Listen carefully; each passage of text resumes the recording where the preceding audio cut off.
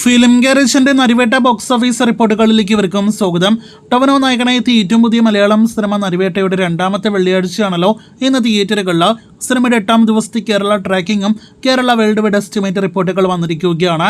അത് പ്രകാരം ഇന്നലത്തേക്കാൾ ഒരൽപ്പം കളക്ഷൻ വർധന എന്ന സിനിമയ്ക്ക് കേരളത്തിൽ വന്നിരിക്കുകയാണ്. ഇന്നലെ ഇതേ സമയം 42 ലക്ഷത്തിന് മുകളിലാണെങ്കിൽ ഇന്ന് 43 ലക്ഷത്തിന് മുകളിലാണ് കേരള ട്രാക്കിംഗ് ഗ്രോസ്. ഇന്നലെ 80 ലക്ഷം കേരള ഗ്രോസ് ഉണ്ടായിരുന്ന സിനിമയ്ക്ക് ഇന്നും 80 ലക്ഷത്തിന് മുകളിൽ കേരള ഗ്രോസ് ഉണ്ടാകുമെന്ന് ഇതോടെ ഉറപ്പിക്കാം. ഇന്നലെ വരെയുള്ള 7 ദിവസത്തെ സിനിമയുടെ കേരള ഗ്രോസ് 9,15 ലക്ഷം രൂപയാണ്. അപ്പോൾ ഇന്നത്തോടെ സിനിമ 9,90 ലക്ഷത്തോളം കേരള ഗ്രോസ് നേടിയെടുക്കുന്നതാണ്. നാളത്തെ കളക്ഷനോടെ സിനിമ 10 കോടിയിലധികം കേരള ഗ്രോസ് കടക്കുമെന്നും ഉറപ്പാക്കപ്പെട്ടിരിക്കുകയാണ്. ഇതിനിടയിൽ സിനിമയുടെ വേൾഡ് വൈഡ് എസ്റ്റിമേറ്റിലേക്ക് വരികയാണെങ്കിൽ 6 ദിവസത്തെ സിനിമയുടെ വേൾഡ് വൈഡ് ഗ്രോസ് 15,25 ലക്ഷമായിരുന്നു.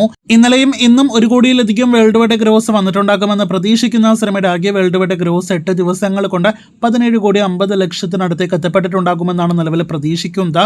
കാത്തിരിക്കും അടുത്ത ദിവസങ്ങളിലെ നരിവേട്ട കളക്ഷനായിട്ട്.